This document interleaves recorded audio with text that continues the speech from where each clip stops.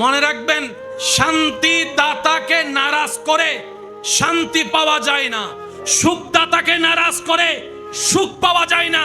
বুদ্ধিমান তো তারা যারা শয়তানকে খুশি না করে, দুনিয়ার চাহিদাকে মূল্যায়ন না দিয়ে রবকে খুশি করে। রব্বুল আলামিন তাদেরকে ইহজগতেও শান্তিতে রাখে, পরজগতেও শান্তিতে রাখে। চিৎকার দিয়ে বলেন সুবহানাল্লাহ। আল্লাহ তাআলা মায়া করে, মহাব্বত করে যে সৃষ্টিটাকে সৃষ্টি করেছেন সেটার নাম হচ্ছে মানুষ। সেটার নাম কি ভাইয়া? আমরা কি গরুর দলে, পশুর দলে, পাখির দলে, না মানুষের দলে?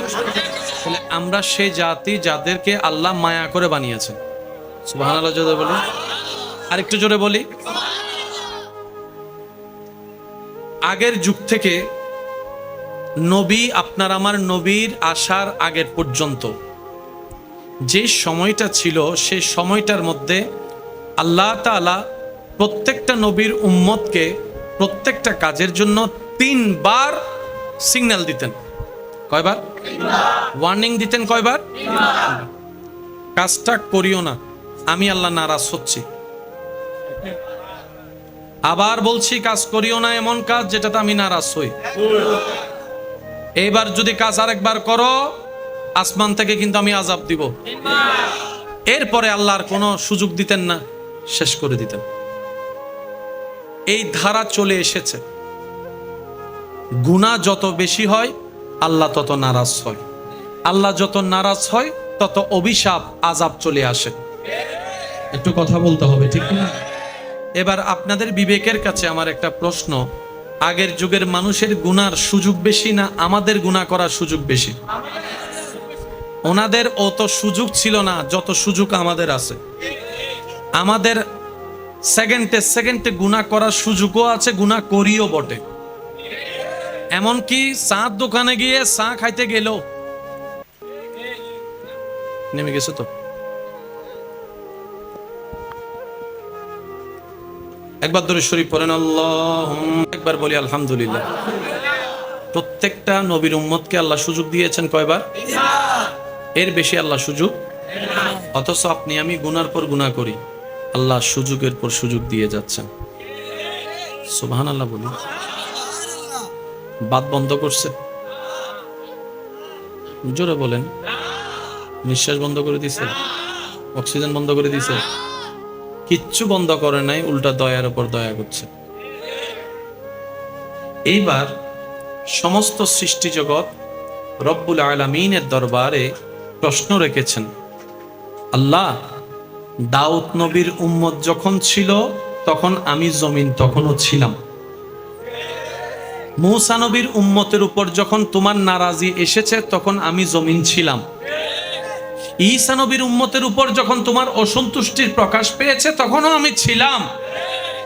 নবী রাহমাতুল লিল আলামিনের উম্মত আমার বুকের উপর হাঁটে, এখনো আমি আছি। কিন্তু তাদের বেলায় তুমি যেই কঠোরতা, আল্লাহর সাথে তো কঠোরতা শব্দ যায় না, বুঝার জন্য বলা। আল্লাহ, তুমি তাদেরকে 3 বারে বেশি সুযোগ দাও নাই, এদেরকে তুমি সুযোগের উপর সুযোগ দিচ্ছ, ব্যাপার কি? রব্বুল আলামিন বলে, তারা ছিল কালিমুল্লাহর উম্মত, তারা ছিল রূহুল্লাহর উম্মত, তারা ছিল সফিউল্লাহর উম্মত, তারা ছিল খলিলুল্লাহর উম্মত। আর যাদের ব্যাপারে তুমি জানতে চাচ্ছ তারা হচ্ছে আমি রবের হাবিবুল্লাহর উম্মত।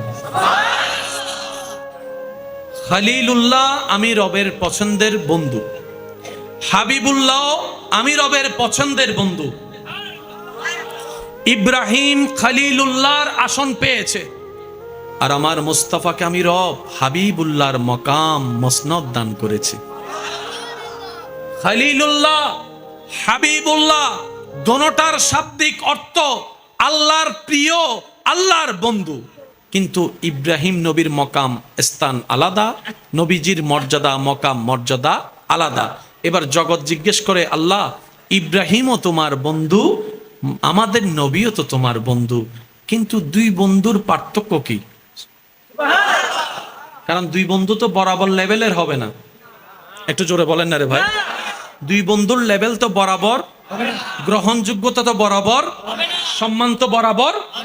এবার উলামায়ে কেরামের জ্ঞানের ছায়াতলে রবের রহমত নিয়ে যখন আমরা পদার্পণ করলাম, তখন দেখা যায় খলিলুল্লাহ শব্দের অর্থ আল্লাহর প্রিয় বন্ধু, হাবিবুল্লাহর অর্থ বাহ্যিকভাবে আল্লাহর প্রিয় বন্ধু, আবিধানিক অর্থ এক, দেখা গেল পারিভাষিক অর্থে গিয়ে ভিন্ন রূপ নিয়েছে। সুবহানাল্লাহ। খলিলুল্লাহ ওনাকে বলা হয় যিনি শয়নে, স্বপনে, ঘুমে, জাগরণে, সকাল, সন্ধ্যা, বিকাল, রাত, উঠা, বসা, সর্বাবস্থায় যিনি রবকে খুশি করতে চায়, রবকে খুশি করতে চায়, রবকে খুশি রাখতে চায়, রবের খুশির জন্য কাজ করে, উনি হচ্ছেন খলিলুল্লাহ। আর হাবিবুল্লাহ বলা হয় তাকে যাকে স্বয়ং রব নিজে খুশি রাখতে চায়। মাদ্রাসার ভাইয়েরা থাকলে একটু মনোযোগ দিবেন, আমার স্কুল কলেজ ভার্সিটির ভাইয়েরা থাকলে একটু মনোযোগ রাখবেন। খলিলুল্লাহ রবের বন্ধু। সুবহানাল্লাহ জোরে হয় না, হয় না, আশেকের আওয়াজ। হাবিবুল্লাহ রবের বন্ধু। দোনোজনকে যখন রব বলছে আমার বন্ধু, জগতে কনফিউজড হয়ে গিয়েছে, আল্লাহ দোনো বন্ধু কি সমান? রব বলে যে না, একজন হচ্ছে নবী আর একজন হচ্ছে ইমামুল আম্বিয়া। খলিলুল্লাহ সেজন যিনি চাই রবকে খুশি রাখতে, হাবিবুল্লাহ সেজন যাকে খুশি রাখতে চাই স্বয়ং আল্লাহ। কোরআন ডাক দিয়ে বলে ওয়ালা সাউফা ইউতিকা রাব্বুকা ফাতারদা, চিৎকার দিয়ে বলেন সুবহান। সমস্ত নবী রাসূল আল্লাহর প্রিয়, কোনো সন্দেহ? এরপরও মনে রাখবেন যারা সাচ্চা দিলওয়ালা ওরা প্রিয় হলো আরো প্রিয় হতে চায়। কিছু মানুষের লোভ গুনাহের দিকে নিয়ে যায়, কিছু লোভ আপনাকে জান্নাতের দিকে নিয়ে যায়। আপনি যদি তাহাজ্জুদ নামাজের লোভে পড়েন, জান্নাতের দিকে আপনার পথ চলে। আপনি যদি মানুষকে দান করার লোভে পড়েন, জান্নাতের দিকে আপনার রাস্তা। ভালো কাজের জন্য যত লোভে করবেন তত আপনি জান্নাতের রাস্তা দিকে চলতে থাকবেন। মনে রাখবেন জান্নাতের রাস্তা কোনটা, জাহান্নামের রাস্তা কোনটা, এক কথায় বুঝবেন। যে রাস্তায় শয়তান খুশি হয় সেটা জাহান্নামের রাস্তা, যে রাস্তায় রব্বুল আলামিন খুশি হয় সেটা হচ্ছে জান্নাতের রাস্তা। আল্লাহ আমাদেরকে বুঝার তৌফিক দান করুন। ইমানদার ভাই একটু খেয়াল করবেন, আদম আলাইহিস সালাম দুনিয়াতে আসলেন, অজর দরায় চোখের পানি ফেলতেছেন, অজর দরায়। জগৎ জিজ্ঞেস করছে আল্লাহ আপনাকে নিজের কুদরতি ব্যবস্থাপনায় বানিয়েছেন, জান্নাতে আপনাকে রেখেছেন, আপনি দুনিয়াতে আসলেন, এত কান্না করছেন, এত কান্না করছেন, এত কান্না করছেন, বিষয়টা কি? আদম নবী বলে আমি আমার রবকে খুশি করতে চাই। আশেকের আওয়াজটা একটু বড় হবে। আদম নবী বলে আমি আমার রবকে খুশি করতে চাই, আমার রবকে রাজি করতে চাই। হযরত ইউনুস আলাইহিস সালাম মাছের পেটে দিনের পর দিন পড়তেই আছে লা ইলাহা ইল্লা আনতা, পড়তেই আছে। ও ইউনুস নবী, আপনি এখানে কি করছেন? এত কষ্ট কেন সচ্ছেন? বলছে আমি আমার রবকে রাজি করতে চাই, আমি আমার রবকে খুশি রাখতে চাই, আমি আমার রবকে খুশি রাখতে চাই, আমি আমার রবকে রাজি রাখতে চাই। সুবহানাল্লাহ। কল্পনার জগতে আইয়ুব নবীর সেই কষ্টকে সামনে রাখেন, যে কষ্টটা আসার পরে, যে পরীক্ষাটা আসার পরে আপনরাই ওনাকে ছেড়ে দিয়েছে, ওনার পরিবারের মানুষ ওনাকে ছেড়ে দিয়েছে, কাছের বন্ধুরাই ওনাকে পর করে দিয়েছে, যারা একসময় ওনাকে ঘিরে বসে থাকতো, এই কষ্টটা আসার পরে আপনরাই ওনাকে আলাদা করে দিচ্ছে, কেউ আর কাছে বিচ্ছে না। বাহ্যিক অপমান, মেন্টালি অপমান, শারীরিক অপমান, বাহ্যিক অপমান, সামাজিক অপমানের শিকার হওয়ার পরও আইয়ুব নবী কোনো প্রকার আফসোস না করে, আপত্তি না করে রবের রহমতের দিকে ধৈর্য নিয়ে তাকায় আছে। আইয়ুব নবীর কদমে প্রশ্ন রাখলাম, আপনি কেন এমন করছেন? রবের দরবারে একবার দোয়া করলে তো, নবীরা দোয়া করলেই তো কবুল হয়ে যায়। আল আম্বিয়া ও মাসুমুন, আল্লাহ আপনাদেরকে সেই মর্যাদা দান করেছে। আপনার দোয়ায় কত মানুষের তকদির পাল্টিয়ে গিয়েছে, আপনাদের দোয়ায় কত মানুষ মরা থেকে জিন্দা হয়েছে আল্লাহর হুকুমে, আপনার আপনাদের দোয়ায় কত গরিব ধনী ওয়ালা হয়ে গিয়েছে, আর আপনি এত কষ্ট পাচ্ছেন। আইয়ুব নবী বলে, আমাকে কষ্ট দেখলে যদি আমার রব খুশি হয়, আমি সে কষ্টটাকেই বন্ধু বানিয়ে নিব, সে কষ্টটাকেই বন্ধু বানিয়ে নিব। আমার নিজের কোনো ব্যক্তিগত চাওয়া নাই। আমি আইয়ুব ধৈর্য ধরে বসে আছি আমার রবকে খুশি করার জন্য, আমার রবকে খুশি করার জন্য, আমার রবকে খুশি করার জন্য। ইব্রাহিম নবীকে আল্লাহ তাআলা সন্তানের গলার উপর ছুরি চলার যে একটা প্রেমের পরীক্ষা দিয়েছেন, ইব্রাহিম নবী বাপ হয়ে সন্তানের গলায় ছুরি রেখেছে। জগৎ বলে বাপ হিসেবে মায়া কি লাগে না? ইব্রাহিম নবী বলে মায়া লাগে, কিন্তু তার চাইতে বেশি ভালোবাসি আমার রবকে, তার চাইতে বেশি ভালোবাসি আমার রবকে। আমি বাপ হয়ে সন্তানের গলায় ছুরি রাখলাম, কারণ আমি আমার রবকে রাজি রাখতে চাই, আমি আমার রবকে খুশি করতে চাই। ইব্রাহিম নবীর জন্য আগুনের কুণ্ডলী তৈরি করে দেওয়া হয়েছে। জগৎ বলে ইব্রাহিম নবী আপনাকে আগুনে ফেললে তো আপনি জ্বলে যাবেন। ইব্রাহিম বলে আল্লাহ যদি চাই জ্বলতে, আমি জ্বলতে রাজি আছি, আমি জ্বলতে রাজি আছি, আমি পুড়তে রাজি আছি, আমি চাই হতে রাজি আছি। ইব্রাহিম নবী, আল্লাহ তো আপনাকে খলিল বানিয়েছেন। ইব্রাহিম নবী বলে তাই তো আমি আল্লাহর আরো বেশি কাছে যেতে চাই, আল্লাহর আরো বেশি প্রিয় হতে চাই, আল্লাহকে আরো বেশি রাজি করতে চাই। ইব্রাহিম নবী বলে আগুনে পড়তে রাজি আছি, আমি আল্লাহকে খুশি করতে চাই, আমি আল্লাহকে খুশি রাখতে চাই, আমি আল্লাহকে রাজি রাখতে চাই। ইউসুফ নবীকে আল্লাহ তাআলা যখন এইরকম পরীক্ষায় ফেললেন, জেলখানায় চলে গেলেন, ইউসুফ নবী বলে আমি জেলখানায় বসে বসে আল্লাহকে রাজি করতে চাই, আমি কূপে পড়ে আল্লাহকে রাজি করতে চাই, আমি বাজারের মধ্যে বিক্রি হয়ে গোলাম হয়ে আমি আল্লাহকে রাজি করতে চাই।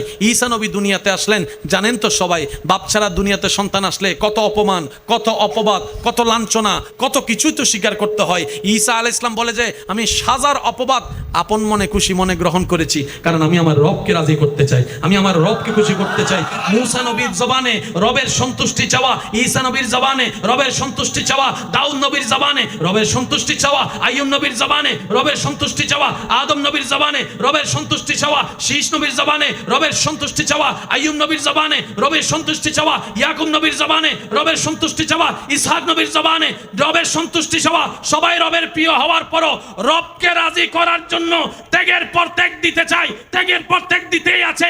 এদিকে আল্লাহ তাআলা আপনার আমার নবীর ব্যাপারে বলে ওয়ালা সাউফা ইউতিকা রাব্বুকা ফাতারদা। ও নবী, সবাই আমাকে খুশি করতে চায়, খুশি রাখতে চায়, আর আমি আল্লাহ স্বয়ং আপনি নবীকে রাজি করতে চাই। নারে তাকবীর, আল্লাহু আকবার,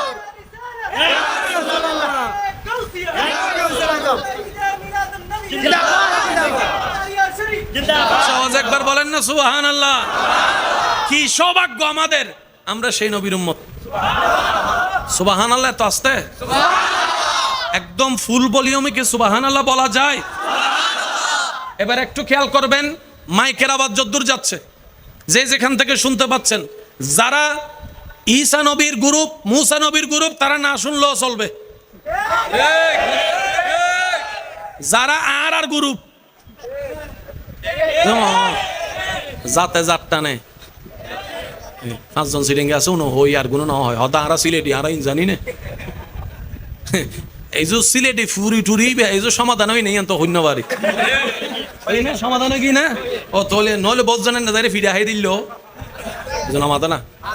ও ভাই আরোগ্য ফুরি দ, তুই এদিন কিছু দেখতে ফুরিকে তোয়ালি হদায় তোর ডেলি আসরের সময় ফুরি ছাড়া নাস্তা করি না পারি, হদে কি হলি তে মারলি ফিরে তোর তো আজ মেদিনে ভাঙি ফেলি না, আছে না নাই? ওই সাদা হইতা না আলা হইতা আছে না? এই এক দেশের গালি, এক দেশের বলি, এক দেশের বলি আর এক দেশের, কিন্তু যেটাই বলেন আঞ্চলিক ভাষার মতো মজার ভাষা। যতই আপনি সাধু ভাষায় কথা বলেন না কেন, নিজের আঞ্চলিক মার ভাষাটা, বাবার ভাষাটা আলাদা একটা শান্তি আছে। কি বলেন ঠিক না? সেজন্য কারা আঞ্চলিক ভাষা নিয়ে ঠাট্টা মস্কারি করে কোনো অধিকার। আমার নোয়াখালীর ফেনীর ভাইয়েরা ওনাদের এক্সচেঞ্জে কথা বলে, আমরা আমাদের এক্সচেঞ্জে কথা বলি। তবে একটা মজার বিষয় কি জানেন, সিরেঙ্গিয়দ্দ সিলেটে আপন আপন ভাষায় যদি হতা হয়, বাইরের কোনো শুধু হয় কি সিলেটি ভাষা আইব বালা করি খেয়াল করন সারা বুঝানো যায়, সিডেঙ্গে ভাষা আইব বালা করে খেয়াল করন সারা, এই সারা আর যত ভাষা আছে একখানা খেয়াল করলে যে এলাকার ভাষা হবেন হন ইতে একখানা বালা করে হলে কি হইতো স্যার বুঝা।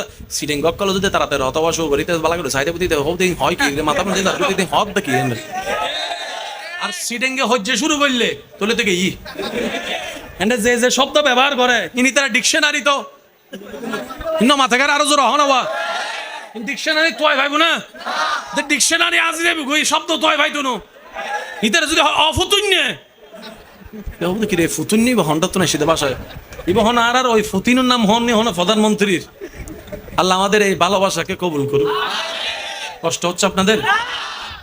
আজকের এই মাহফিল অনেকের আনন্দের যেমন কারণ, অনেকের বিরক্তরও কারণ আছে আছে আপনাদের না অনেকের, এটা বাস্তব নিয়ম। তো কারো কষ্ট হোক, ইসলাম সেটা পছন্দ করে। আমি আমার মাইকওয়ালা ভাইকে বলবো, যেহেতু রাত গভীর হয়েছে, ছোট আওয়াজ অনেক বড় হয়, তো সেজন্য আপনি মাইকের ভলিউমটা একটু কমাই দেন, কারো যেন কষ্টের কারণ না হয়। কথা বলেন ঠিক কিনা? একবার মন খুলে দরুদ শরীফ পড়েন, আল্লাহুম্মা। ইমাম হুসাইন রাদিয়াল্লাহু আনহু কারবালার ময়দানে শহীদ হওয়ার পিছনেও কারণ আছে। সুবহানাল্লাহ জোরে বলি। সেজন্য ইসলাম নিয়ে তর্ক নয়, ঝগড়া নয়, ইসলাম নিয়ে চলবে শুধু গবেষণা আর গবেষণা, জানা আর বুঝা। যার সামনে যাবেন আপনি নিজেকে মূর্খ ভেবে বসবেন, ভাই আমি কিছু জানি না। ওনার থেকে যদি দুইটা লাইন শিখেন, আপনার জ্ঞানেই তো পজিটিভ হয়ে প্লাস হয়ে গেল। সেজন্য শিকার ক্ষেত্রে সবসময় নিজেকে মনে করবেন আমার মতো অযোগ্য আর কেউ, দেখবেন আপনার শিকার কোনো শেষ হবে না। আল্লাহ পাক আপনাকে সে নিয়ামত দান করবে যাতে আপনি গভীর গভীর বিষয় জানতে পারেন। আমরা দেখেন কতটুক বোকা হলে নিজের পায়ে নিজে কোরাল মারি। কিভাবে? আমরা অন্যের দোষ খুঁজতে খুঁজতে নিজের দোষের জন্য তওবা করতে মনে নাই। একটু জোরে বলেন না রে ভাই। আমরা অন্যের দোষের ক্ষেত্রে দূরবীন লাগাই, এমন ভাবে জাসুসি করি, সিআইডি অফিসারের মতো কাজ করি, নিজের যে গুনার পাহাড় জমে আছে, যেটার জন্য তওবা করা দরকার ছিল, তাহলে ওর দোষ ধরেও লাভ হলো না, নিজের তওবা না করেও লাভ হলো না। তাহলে দুনো দিকেই আপনি আমি লসের মধ্যে আছি। আর লসওয়ালা বোকা কখনো আল্লাহর বান্দা হতে, কারণ আল্লাহর বান্দারা সবসময় বেনিফিটে থাকে, লাভে থাকে, ওরা কখনো লসে থাকে না। সেজন্য এইসব বিষয়গুলোকে একটু ঠান্ডা মাথায় মনোযোগ দিয়ে পরিবর্তনের আমরা যদি চেষ্টা করি, আমাদের অনেক অগোছানো পথ দেখবেন যে আল্লাহ দয়া করে নিজেই গোছাই দিবেন, বলি সুবহানাল্লাহ। আবার বলছি, শিক্ষিত সমাজের ভাইয়েরা প্রত্যেকটা শব্দ নোট করবেন, নিবেন কি নিবেন না আপনার ব্যক্তিগত ব্যাপার, তবে অনুরোধ করব নিরপেক্ষ বিচারক হয়ে বিবেচনা করে দেখবেন প্রতিটি কথা। মনের মতো হলে নিবেন, না হলে নেওয়ার দরকার। পৃথিবীর শ্রেষ্ঠ কিতাবের নাম কি? জোরে বলেন, আরো জোরে। এই কোরআন নিয়ে কারো কোনো দ্বিমত? কোরআন আমরা কম বেশি সবাই পড়তে জানি কি জানি না? অংশে কম হলো, মোটামুটি অনেকেই সহিভাবে পড়তে জানি কি জানি না? কোরআন পড়লে সওয়াব আছে না নাই? একদম পিছন পর্যন্ত আওয়াজ লাগবে, কোরআন পড়লে সওয়াব আছে না নাই? কোরআন পড়লে গুনাহ মাফ হয় কি হয় না? কোরআন পড়লে অশান্ত মনে শান্তি আসে কি আসে না? কোরআন পড়লে অন্তরে নূর আসে কি আসে না? কোরআন পড়লে জীবন পরিবর্তন হয় কি হয় না?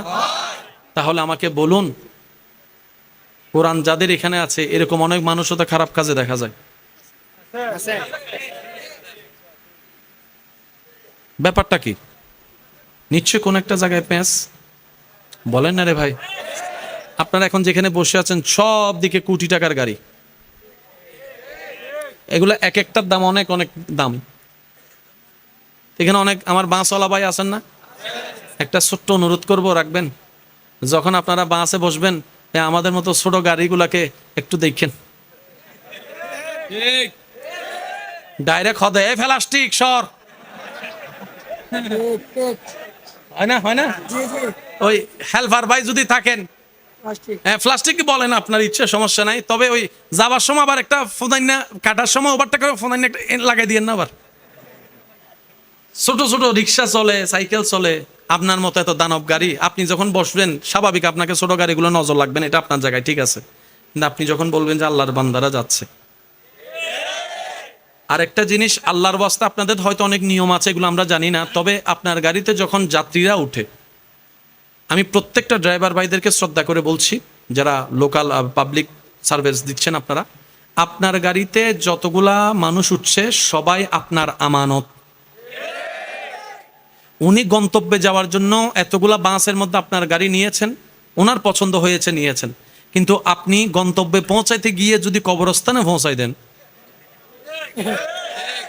আপনি আপনার আরেকটা বাসওয়ালা ভাইয়ের সাথে আপনি হয়তো প্রতিযোগিতা করছেন, এটা আপনার সেই যোগ্যতা, আপনার সেই কন্ট্রোল পাওয়ার আছে, আমি মানলাম, কিন্তু ওই বাসের মধ্যে একজন যদি হার্ট অ্যাটাকের রোগী থাকে, ওই বাপটা যদি মারা যায়, হার্টের রোগ বেড়ে যায়, পরিবারে গিয়ে যদি সন্তান বাপ হারা হয়, আল্লাহর কাছে কি চেহারাটা দেখাবেন আপনি?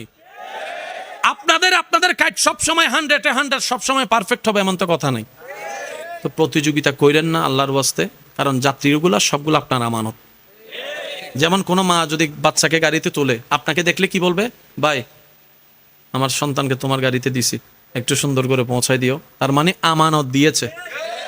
আর আমানত সুন্দরভাবে পৌঁছায় দেওয়া আপনার আমার কর্তব্য, যারা চালকের দায়িত্বে আছেন। কথা বলেন ঠিক কিনা? আমি অনুরোধ করব আল্লাহর ওয়াস্তে, ভিউ বাড়ানোর জন্য যে ফেসবুকে ইউটিউবে এখন বাসের যে ভিডিওগুলো দেওয়া হচ্ছে, এগুলোর কারণে অনেক যাত্রী হার্ট অ্যাটাকের শিকারও হচ্ছে, আবার অনেকে নিজের জানের অনিরাপত্তা অনুভব করছে। আল্লাহর ওয়াস্তে এই কাজ করেন না। আপনি আপনার কোম্পানির নিয়ম অনুযায়ী আপনি আপনার জায়গায় চলুন। হায়াত মওতের মালিককে আপনি বলবেন, আমি আমার জায়গা থেকে সেবা দেওয়ার সর্বোচ্চ চেষ্টা করছি। আল্লাহ পাকে দেখবেন আপনাকে দয়া করবেন। বলি সুবহানাল্লাহ। আমার কথায় কোনো কষ্ট নেন নাই তো? কারণ আমি সবার পক্ষ থেকে বার্তাটা আপনাদের কাছে আবেদন করেছি, বিবেচনা আপনাদের হাতে। কষ্ট পান নাই তো কেউ? এবার একটু খেয়াল করেন আমার ইমানদার ভাইয়েরা, আল্লাহ পাক আমাদের সবাইকে একটু বুঝার তৌফিক দান করুন। আর একটু জোরে বলি আমিন। আমি বুঝতে পারছি আপনাদের অনেক গরম লাগতেছে, গামাই যাচ্ছেন, আর নিজে ভাড়িদের গুই আমার অবস্থা তো আরো বেশি হবো, বুঝি নাই। আর ফ্যান দিও নর, ফ্যান দিলে মাইক ওলা উনে গুতার ইতারা হ্যাঁ দেখিত তো ইতারা হদ উজুর মরলে মরি যজ্ঞ তো কিলে লাভ আতন ভিডিও পাইলে অর্থ। কেউ কাউকে ভালোবাসে না তো পৃথিবীতে, বাস্তব দেবা আজি বউক কলে ভালো না বাসে, বাস্তব না বাস্তব হয় না। টিয়া দিত ফেললে জামাই ইউ আর ভেরি গুড।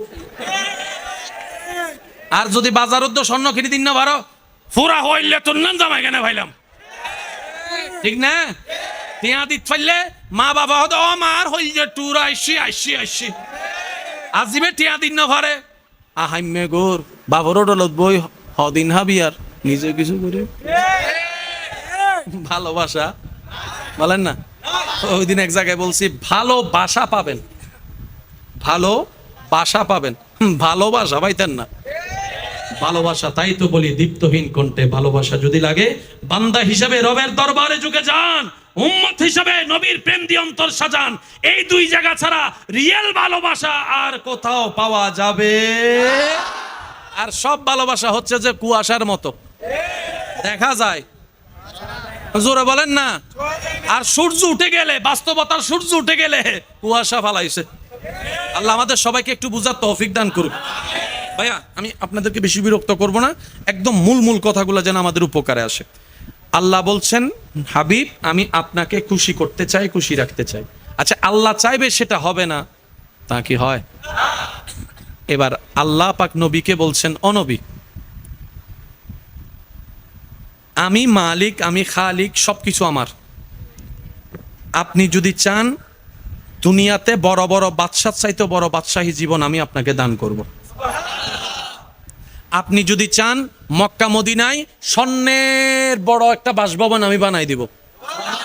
আপনি নবী যদি চান স্বর্ণের কাটে আপনাকে ঘুম পাড়াবো। আপনি যদি চান বড় বড় সুপারস্টার বাদশাহী জীবন এগুলাকে মেরে ফেলবো, আপনাকে এমন সম্পত্তি দান করব। আর একটা অপশন আছে, গরিবী জিন্দেগি। নবী বলে যে আল্লাহ আমাকে গরিবী জিন্দেগি দাও। আমি সুবহানাল্লাহ শুনি নাই ভাইয়া, আবারও বলছি, মিলিয়ে নিবেন, মিললে নিবেন, না মিললে নেওয়ার দরকার নাই। নবী বলছে আল্লাহ আমাকে গরিবী জিন্দেগি দাও। রব বলে যে গরিবী জিন্দেগির মধ্যে ভালো বিছানা পাবেন না, খেজুর ঢালের বিছানা পাবেন।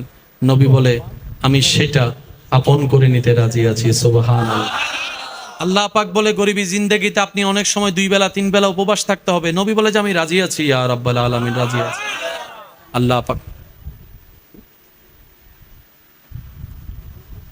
আল্লাহ পাক বলেন, হাবিব এই গরিবী জিন্দেগির মধ্যে আপনি কাপড় পাবেন না ভালো। নবী বলে আমি রাজি।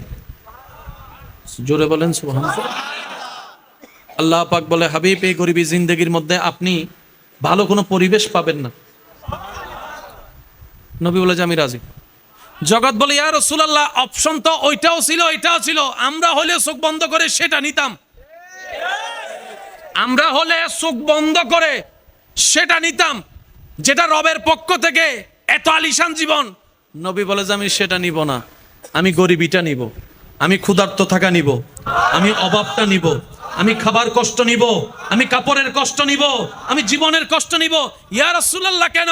নবী বলে আমার পরবর্তী উম্মতেরা, গরিব উম্মতরা যখন আমি নবীর কষ্টের কথা শুনবে, আমি না খেয়েও ঈমানের প্রচার করেছি, ঈমানের উপর ছিলাম, আমি কষ্টের জীবন নিয়েছি, আমি কষ্টের জীবন যাপন করেছি, অভাবের জীবন যাপন করেছি। আমার উম্মতরা যদি অভাবে থাকে তখন আমার দিকে তাকায়, তারা ধৈর্য ধারণ করা শিখে ফেলবে। ইয়া রব, আমি ওইটা চাই না, আমি এটা চাই। রব বলে যে আপনাকে দিলাম। জোরে বলেন না। আমি সবার একটা উত্তর চাই। আল্লাহ তাআলা নবীকে যেই মর্যাদা দান করেছেন, আমাদের নবীকে, জিব্রাইলের মতো ফেরেশতাও নবীর খাদেম ছিল। আচ্ছা, নবী যেই দিন ক্ষুধার্ত ছিল, আপনারা যেটা জানেন, আমরা সবাই জানি, নবী ক্ষুধার যন্ত্রণায় পেটে কি বানছেন? আচ্ছা, নবী যদি একবার বলতেন জিব্রাইল জান্নাত তুন,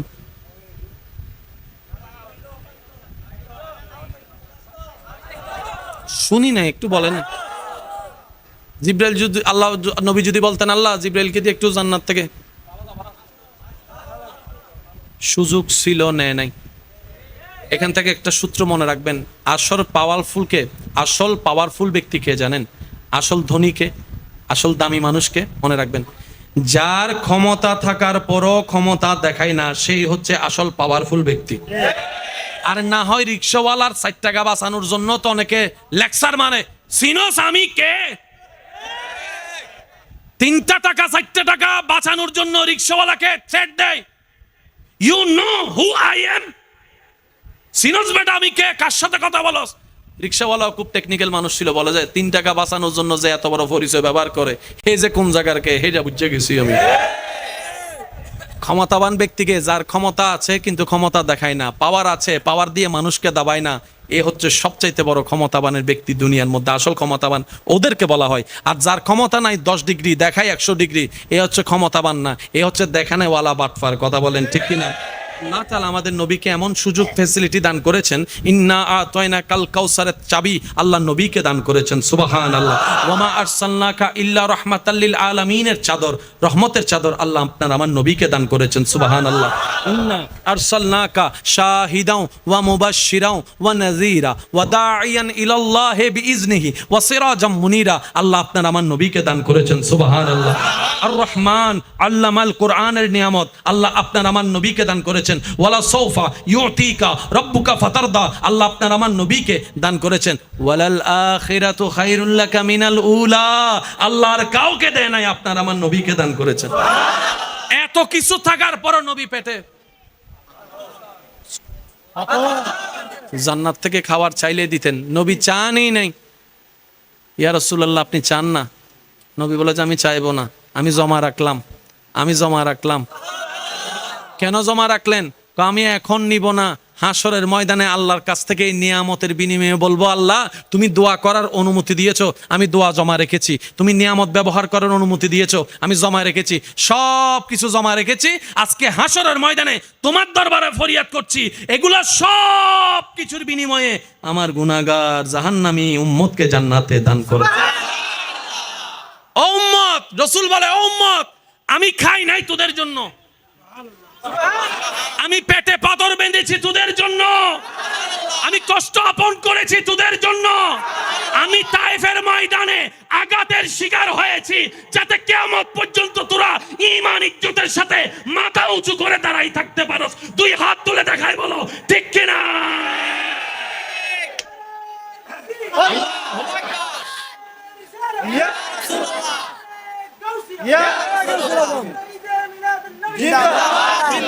সেই নবীটা কাদের নবী? আমাদের নবী। ভাই জোরে বলেন না, শেষ ভালো যার সব ভালো তার, জোরে বলেন সেই নবীটা কাদের নবী?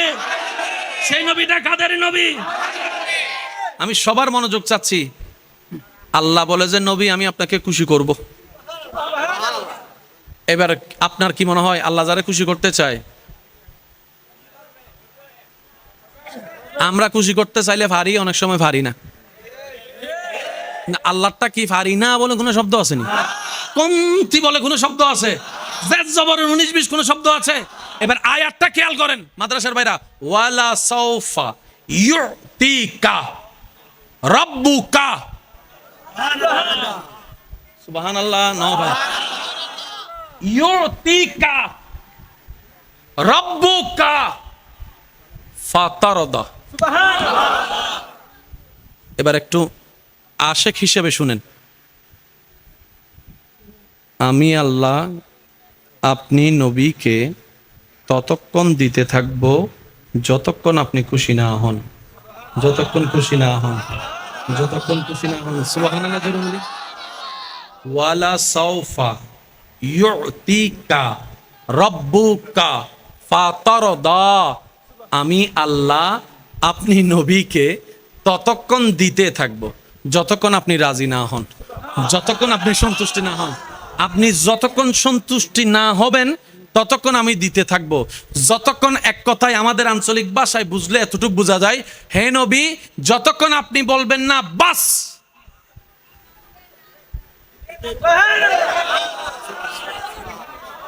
প্যার সে কাহো না ইয়ার সুবহান আল্লাহ, যতক্ষণ আপনি বাস বলবেন না,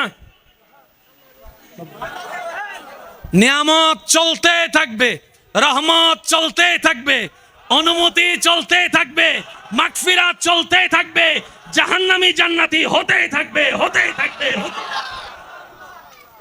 এবার আমি আপনাদেরকে একটু প্রশ্ন করি, আপনারা আমাকে উত্তর দিবেন।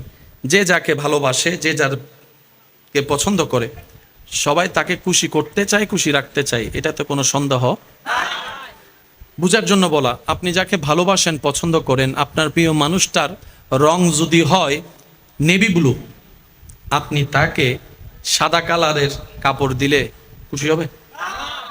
কেন? কারণ এটা ওনার পছন্দের কালার। তাহলে আপনাকে দেওয়ার আগে কি করতে হবে? ওনার পছন্দটা জানতে হবে। Which your favourite colour? তোমার পছন্দের কালার কি? সে বলবে আমার favourite colour black, blue, deep blue, কত ব্লু, কত কালার যে আছে।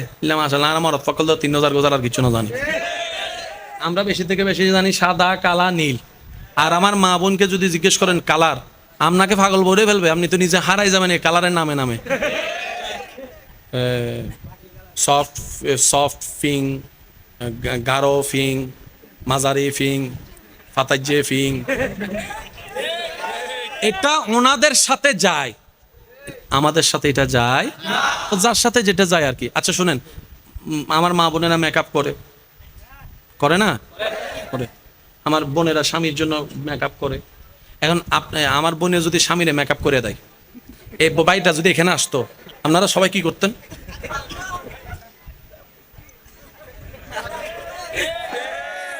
তার মানে কি টাকা খরচ হয়েছে, কিন্তু এটা ওনাকে মানায়, যাকে যেটা মানায় আর কি। তবে আবদার হচ্ছে এতটুক, আমাকে যারা ভালোবাসেন, আমি আপনাদেরকে আবদার করে কথা বলার অধিকার আছে? আওয়াজ ছোট হয়ে গেছে, আছে? ভাই হিসাবে, মানে ভাই হিসাবে একদম জোর করে আবদার করে বলার অধিকার আছে? আজকে থেকে যদি কামিয়াবি চান দুনিয়া এবং আখেরাতে, একটা কাজের দিকে মনোযোগ দেন। এটাকে যত পারেন, যত কম কথা বলতে পারবেন, তত আপনার এই জায়গাটা আলোকিত হওয়া শুরু করবে। সুবহানাল্লাহ। যত বেজালের মূল, বলেন না, যত বেজালের মূল এই জিব্বা। সংসার ভাঙ্গে জিব্বার কারণে, মামলা হয় জিব্বার কারণে, হামলা হয় জিব্বার কারণে। ওই তুই সিনোস বেটা আমি কে? 5 বছর আগে বলছে, 5 বছর পরে যায় গাছতলার পিছনে যাইয়া সুন্দর করে তাপ্পর 2টা মারি দিছে, ওইটার প্রতিশোধ। তো সেজন্য রাসূল পাক সাল্লাল্লাহু আলাইহি ওয়াসাল্লাম বলছেন কুফা হাজা, উম্মত এটাকে কন্ট্রোল করো। সেজন্য দেখবেন যারা মুমিন, আল্লাহর প্রিয় বান্দা, তারা দুনিয়াবি বিষয়ে এটা থেকে কম চালায়, শুনতে থাকে, শুনতে থাকে, বলে কম। বলেন না সুবহানাল্লাহ? আরেকটু জোরে বলেন না সুবহানাল্লাহ? এই জায়গায় আমি একটা কথা বলি, আশা করি আপনাদের উপকার আসবে। আমি নিজেও মেনার চেষ্টা করি এবং করব আরও আপনাদেরকে বলার মাধ্যমে। আশেপাশে যখন বিকট আওয়াজ হয়, কানে যদি সহ্য না হয়, আমি কি ওই গাড়ির রাস্তা বন্ধ করে দিই নাকি কান বন্ধ করি? বলেন না ভাইয়া? মেশিনের আওয়াজ অনেক বড়, অনেক বিশাল, মেশিন বন্ধ করব নাকি কান বন্ধ করব? 10 জনে আপনার নামে বদনাম করতেছে, আপনি কি সবার মুখ বন্ধ করতে পারবেন? করতে যাওয়া মানে আপনার 10টা মিনিট লস। তাহলে আপনি তাদের মুখ বন্ধ করলেও আপনার শোনাটা হয় না। এখন 10টা মিনিট তো আপনার 10টা আঙ্গুল তো 10 জায়গায় মুখে বসাতে পারবেন না। সেজন্য বলি, কেউ বদনাম করলে, কেউ পিছনে লাগলে তাদের মুখ বন্ধ করতে যায়েন না। তাদের মুখের হিসাবটা রবের উপর ছেড়ে দিয়ে আপনি 2 আঙ্গুল দিয়ে নিজের কানটা বন্ধ করে ফেলেন। আপনার সময়ও বাঁচবে, আপনার কষ্টও কম হবে, কারণ সে তার আজীবন বলতে থাকতে পারবে না, আজীবন আপনার কান বন্ধ করে রাখতে হবে না। এই যে আপনার বদনাম করেছে, ওয়াইলুল্লি কুল্লি হুমাজাতিল লুমাজা, আয়াতের মাধ্যমে সে নিজের পায়ে নিজে কুড়াল মারলো, আপনার গুনাহ সে নিয়ে আপনাকে সওয়াব দিয়ে দিল। সুবহানাল্লাহ। সেজন্য বদনামকারীকে কখনো ঘৃণা করেন না, সে আপনার আসল বন্ধু, যে আপনার গুনাহ নিয়ে নিজের সওয়াব আপনাকে খুশি মনে দিয়ে দিচ্ছে, ঠিক কিনা? তা আমরা কি মানুষের মুখ বন্ধ করতে যাওয়া ঠিক হবে, নাকি নিজের কান বন্ধ করা? একটু জোরে বলেন তো কি? কারণ নিজের কান বন্ধ করলে নিজের একটা স্বাধীনতা আছে না নাই? কিন্তু আপনি যদি কারোর মুখের মধ্যে আঙ্গুল দিতে যান, তখন আবার গণদুলাই খাওয়ারও একটা সুযোগ। ইরে তুই আর মুখত কাট দিলি, কিছু মিয়াই দিস ফানলার, তো সুযোগ রিস্ক আছে না নাই? সেজন্য মানুষের মুখ বন্ধ করতে যায়েন না। কিছুক্ষণের জন্য আল্লাহর উপর ধৈর্য ধরে এবার সে যা চিল্লাচ্ছে, আপনি এদিকে জিকির করা শুরু করছেন, লা ইলাহা ইল্লাল্লাহ, লা ইলাহা ইল্লাল্লাহ, লা ইলাহা ইল্লাল্লাহ, লা ইলাহা ইল্লাল্লাহ, লা ইলাহা ইল্লাল্লাহ, লা ইলাহা ইল্লাল্লাহ। বলেন সুবহানাল্লাহ। এবার বলেন, লাভের মধ্যে কে থাকবে, সে না আপনি? এই লাভের হিসাবটা মাথায় রাখেন।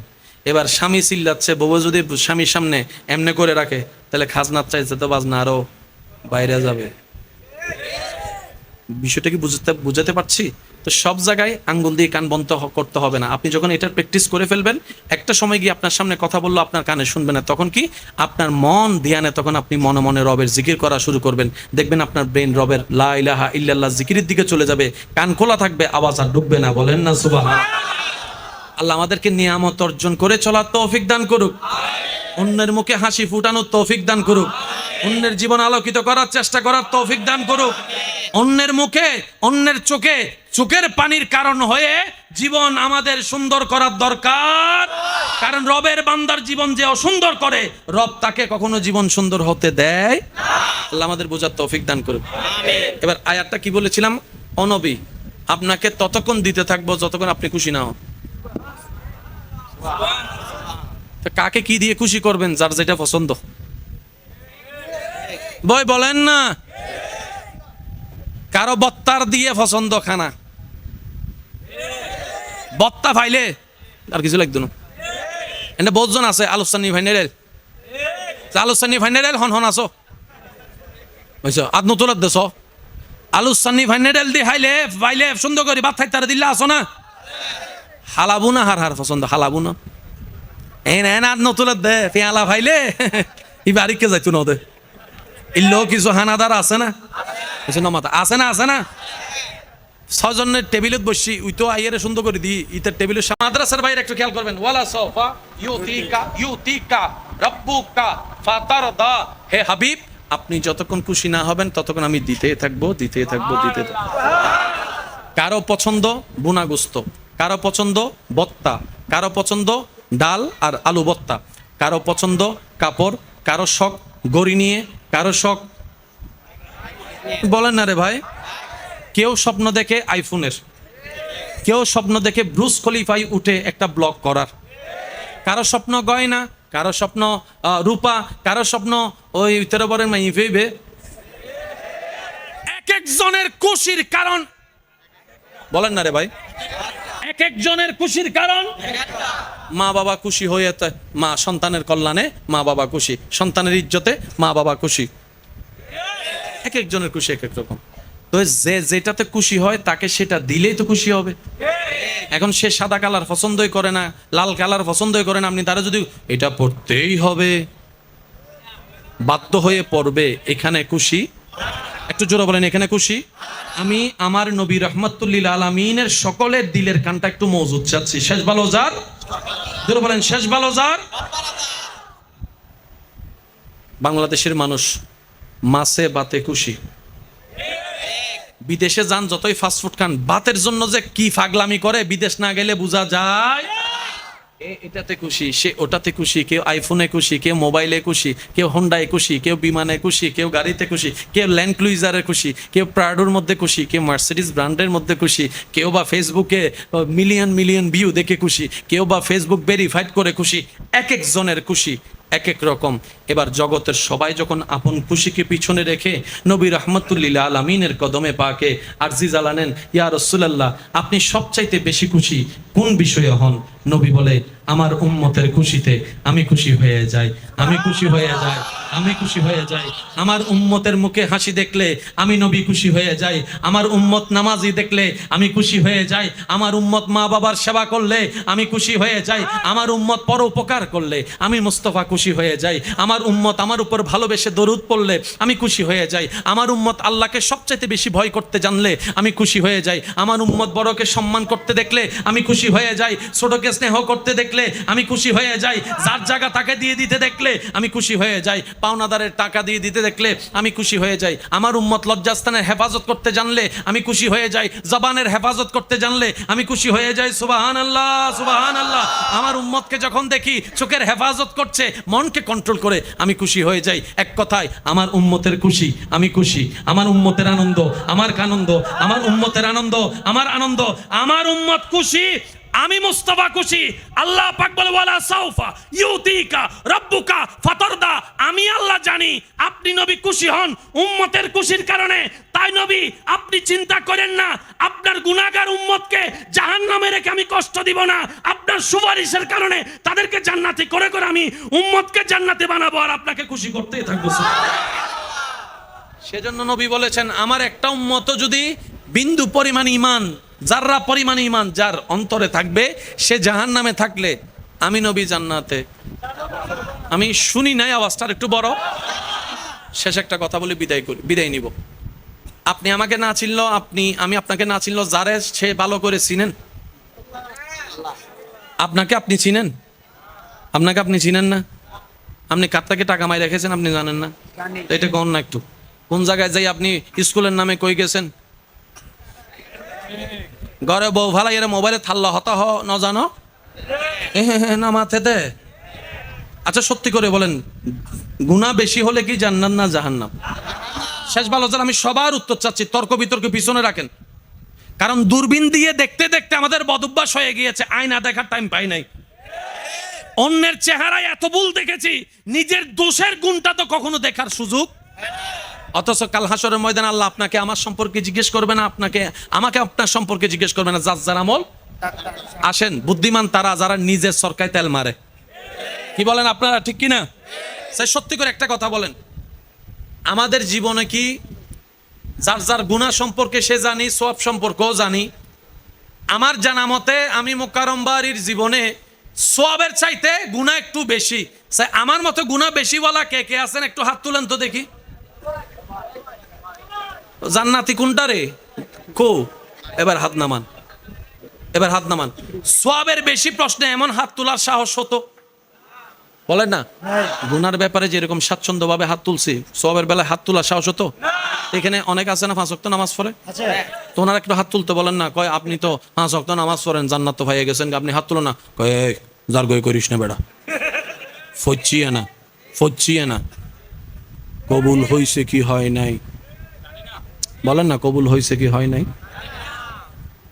সেজন্য দোষ ধরবেন নিজের, অন্যের করবেন প্রশংসা, অন্যের করবেন পারলে একটা কাজ করেন, আল্লাহর কাছে ফরিয়াদ করবেন, আল্লাহ অমুককে জান্নাত দাও, অমুককেও জান্নাত দাও, অমুকের গুনাহ মাফ করে দাও। আল্লাহ আমার জায়গা যে খাইছে তারাও মাফ করো, যে আমার উপর অত্যাচার করছে তারাও মাফ করো, যে আমার বদনাম করছে তারাও মাফ করো। রব বলে যে কি রে, সে দুশমনের জন্য আমার কাছে সুপারিশ করতেছে, ব্যাপার কি?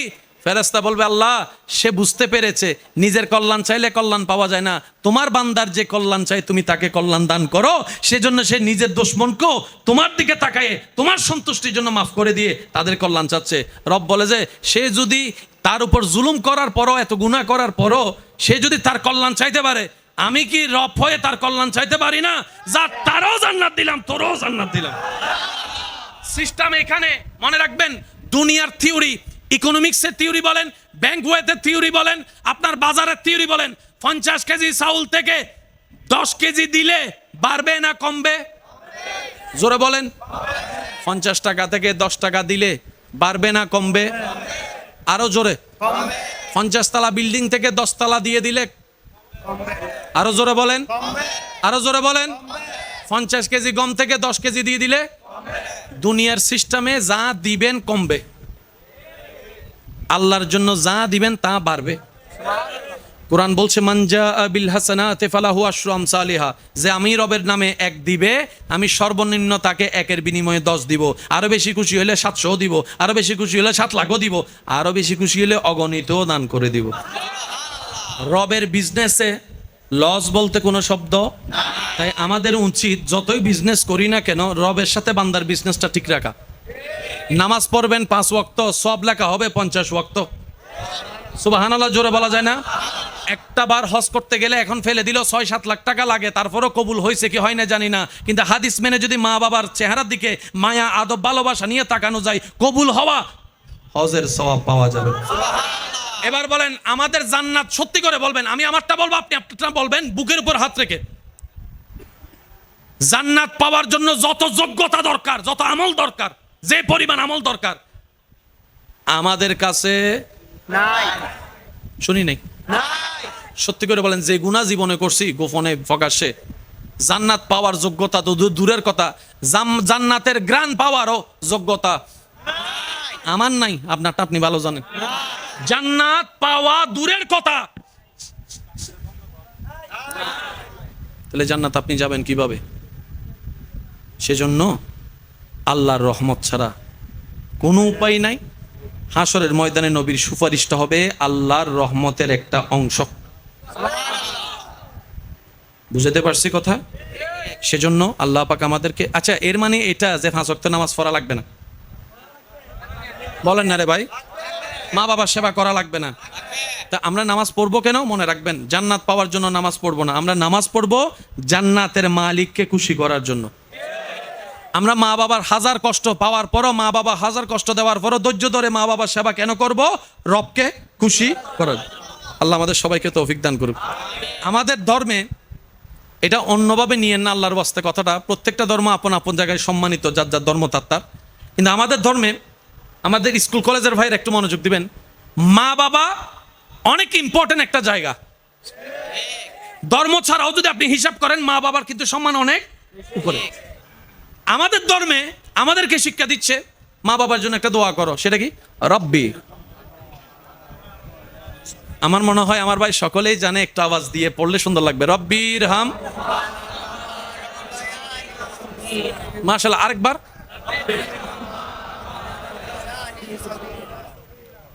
কি পরিমাণ যে চমৎকার একটা দোয়া আল্লাহ আমাদেরকে দিয়েছেন। সুবহানাল্লাহ। আমাদেরকে জন্ম দিচ্ছে আমাদের মা বাবা, ছোট থেকে সেবা করছে মা বাবা। এবার সন্তান বড় হয়ে আল্লাহকে বলছে, ও আল্লাহ, আমার মা বাবা আমার জন্য যা করছে এটার বিনিময় দেওয়া আমার পক্ষে, আমার বড় ভাইয়ের পক্ষে, আমার ছোট ভাইয়ের পক্ষে, আমার বোনের পক্ষে সম্ভব। মা যে ছোটবেলায় 1 ফোঁটা দুধ খাওয়াইছে, সারা দুনিয়া বিক্রি করে দিল, আমি সেই দুধের দাম দিতে পারবো না আল্লাহ। আল্লাহ পাক বলে যে তুই পারবি না, কিন্তু আমি চাইলে তো পারবো। সুবহানাল্লাহ বলেন না? তুই না পারবি না, আমি চাইলে তো পারবো। তো একটা কাজ কর, তুই আমার বান্দা, তোর মা বাবা তো আমার বান্দা, আর আমি সবসময় আমার বান্দার ভালো চাই। তুই সন্তান হয়ে ওই মা বাবার ইহসানের জন্য আমার কাছে একটা দরখাস্ত কর। আল্লাহ কিভাবে করব? রব বলে যে সেটাও আমি শিখাই দিচ্ছি।